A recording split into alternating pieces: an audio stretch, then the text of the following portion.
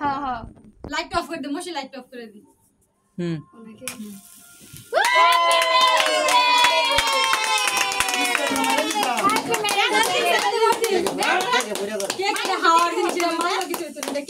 সমস্যা নাই ऊपर दा লাইট জ্বালাও দেখি জেড ফেল নাই কে ডেট ফেল এটা কি নষ্ট কে দশ নাই তো দেখা যায় এটা মার তো খুলছে এর ভিতরতে খাওয়া বাড়া গেছে